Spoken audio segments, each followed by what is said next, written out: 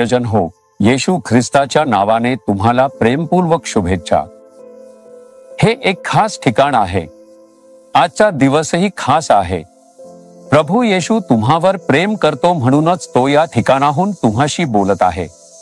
तुम्हाला वाटतं का या ठिकाणात असं काय खास आहे? जगप्रसिद्ध देवाचा सेवक डॉक्टर बिली ग्राहम यांना इथेच दफन करण्यात आलं आहे। अमेरिकेत चार्लेट नावाचं एक शहर आहे।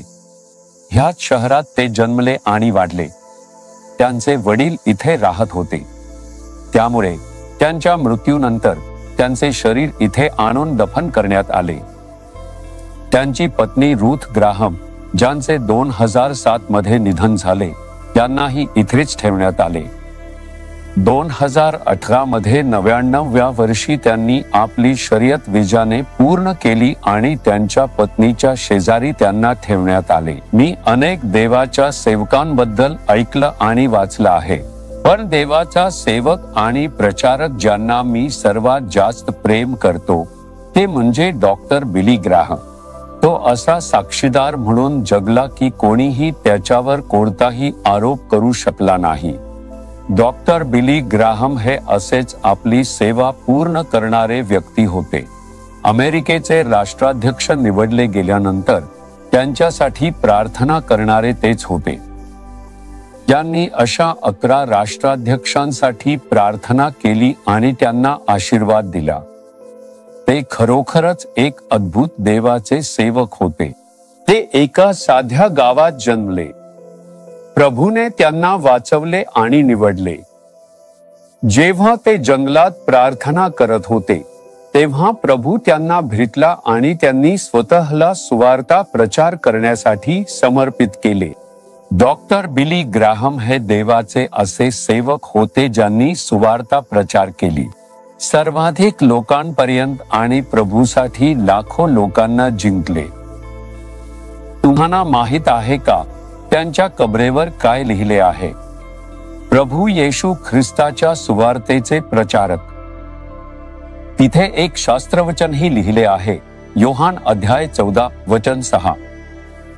येशू म्हणाले, मार्ग, सत्य व जीवन मीच आहे। माझ्या वाचून कोणीही पित्याजवळ म्हणजेच स्वर्गराज्यात जाऊ शकत नाही।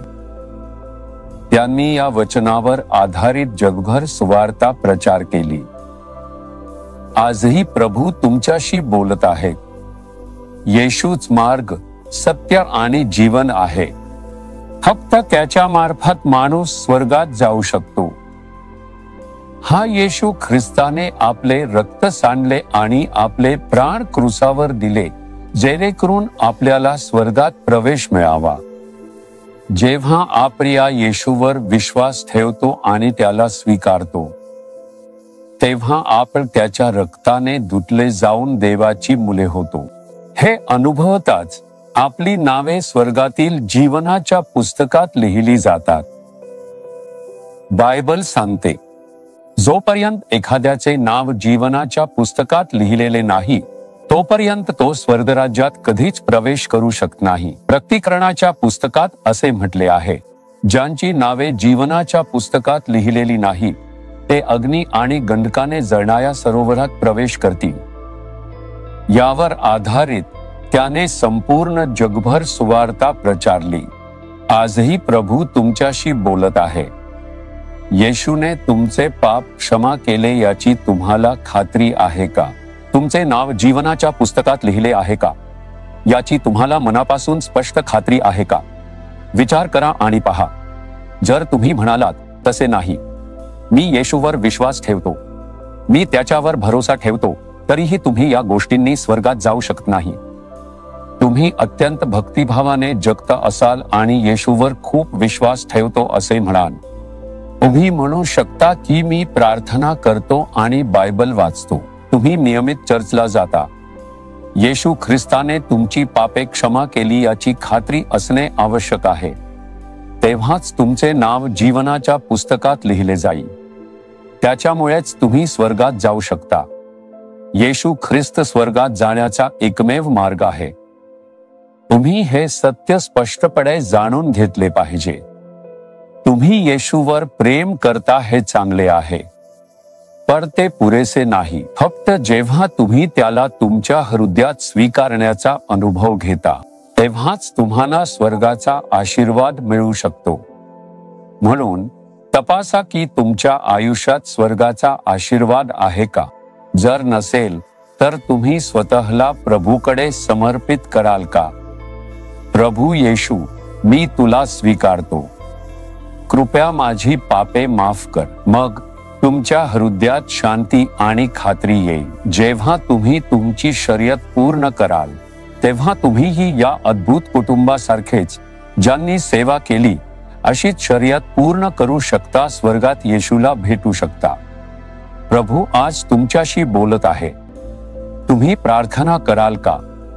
डोळे बंद करून हात हृदयावर ठेवून स्वतःला तपासा. तुम्ही येशूला स्वीकारले का. तुमचे हृदय त्याच्या रक्ताने धुतले का. तुम्ही आयुष्यात येशूला तारणहार म्हणून स्वीकारले का. स्वर्गातील जीवनाच्या पुस्तकात तुमचे नाव लिहिले का. नसेल तर म्हणा, येशू पाप क्षमा कर, हृदयात ये आणि नाव जीवनाच्या पुस्तकात लिही. तुझ्यावर विश्वास ठेवतो. माझ्यासाठी मरण पावून जिवंत झालेल्या येशूवर मी विश्वास ठेवतो. प्रभू, आज जे कोणी आपले हृदय तुला अर्पण करत आहे, तुझे वचन विश्वासाने स्वीकारत आहे, त्यांना तुझ्या रक्ताने शुद्ध कर. शांती दे, तारणाच्या आनंदाने आशीर्वादित कर. पिता, आम्ही येशूच्या नावाने प्रार्थना करतो. आमेन, आमेन. जीसस रिडीम्ड मराठी ह्या YouTube चॅनेलला सबस्क्राईब करा. सबस्क्राईब बटनावर क्लिक करा आणि बेल चिन्हावरही क्लिक करा. दररोजच्या नवीन कार्यक्रमांची माहिती मिळवा.